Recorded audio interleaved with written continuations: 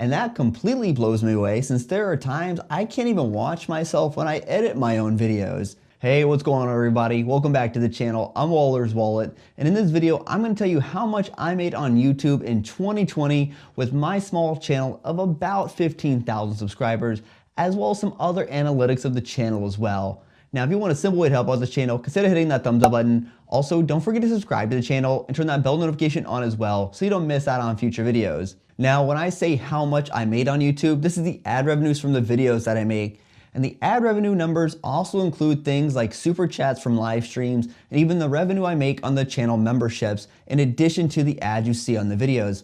Now let's get into it because I'm not gonna make you wait until the end of the video to find out how much I made in 2020. Now in 2020 on YouTube, I made $12,559.76. And this is just on YouTube. This does not account for affiliate revenue. And if you remember correctly, I did cut my credit card affiliate links loose earlier in the year, so there was actually very little revenue I made from credit card affiliates in 2020. And this was actually a pretty big jump for me from the $4,000 I made in 2019. And I made a lot of videos in 2020, just about 200 or so of them. And of those, I think I made 3, maybe 4 updates on stimulus videos, not very many of them. And when it comes to the videos, we had just about 1.4 million views on the channel in 2020. So that would work out to about 0.9 cents per view. So it's pretty close to 1 penny per view.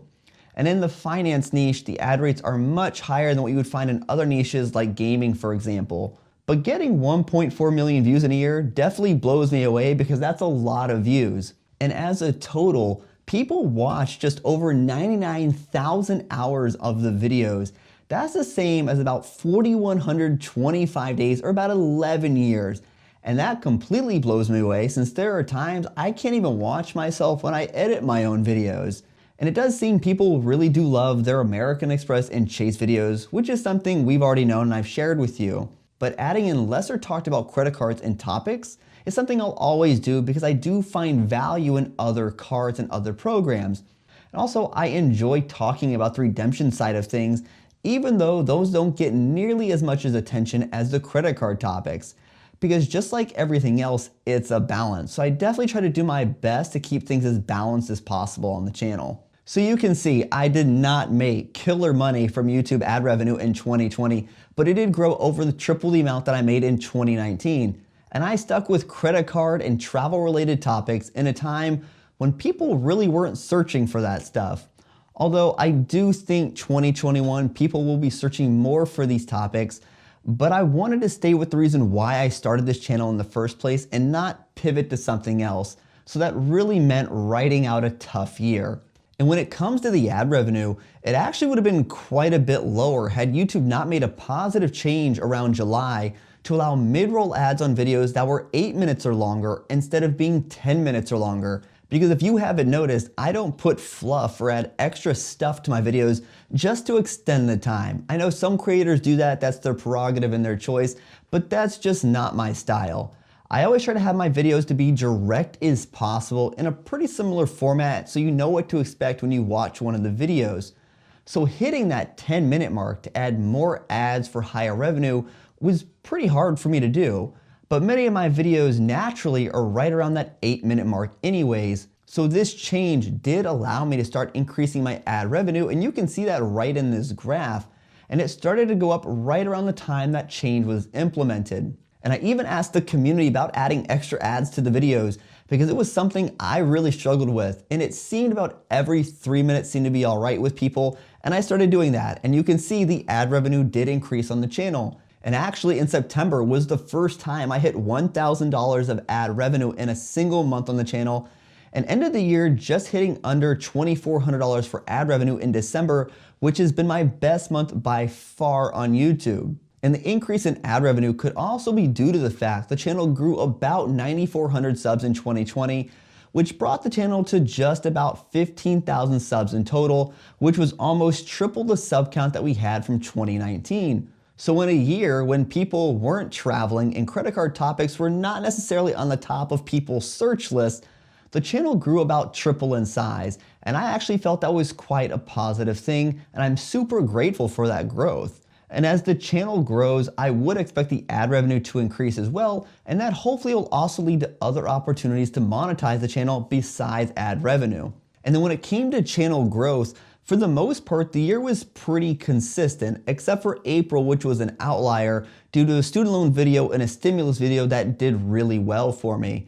But on the average, the channel grew somewhere between 500 to 700 subs per month. But we did end December really strong, adding just shy of 1,000 new subs to the channel, which I was actually pretty excited about, and hopefully to keep the momentum going in 2021. Because beyond April, which was an outlier month due to a couple videos that I normally don't talk about on the channel, December 2020 had been the best month for growth to date on the channel. And as for 2021, I really have no idea what to expect as far as growth is concerned. I'm not even gonna try to make a prediction or set a goal for a certain sub count I'd like to hit in 2021 because I have no idea what a realistic growth looks like after the year 2020 was. Although for 2020, I did set a goal to reach 10,000 subs by the end of 2020, and that actually happened somewhere about mid-year, so that was a really great feeling. But if the channel grows at the same rate as in 2020, we would be right around 25,000 subs by the end of 2021. Now, I do think there's a chance that we could grow faster and see more growth in 2021, but I'm just gonna keep making the videos since that's all I can really control. And I am expecting another year of about another 200 videos to the channel. So, we're just gonna have to see what happens here, but I just need to keep improving the content on the channel because that's something I can control. And I'm also looking to add some more topics like some investing and app reviews, in addition to the credit card topics and the travel related topics I'll cover on the channel. And these things could help save you more money, earn you more rewards, or could even make your life just a little bit easier. Because there are a lot of apps and programs out there that do a great job of doing this, so be sure to be on the lookout for those.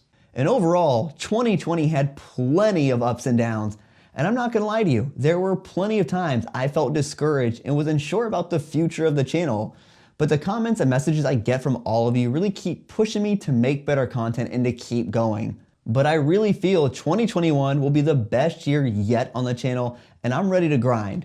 So if you've watched this far in the video, thank you for being here and being part of the community. I sincerely appreciate it. So my question for you is, what topics would you like to see me cover in 2021? Hey everyone, thanks for tuning in this video. If you want to help support the channel, take a look at the links down in the description below. And if you know somebody that could benefit from this video, feel free to share with them. And until next time, safe travel and take care.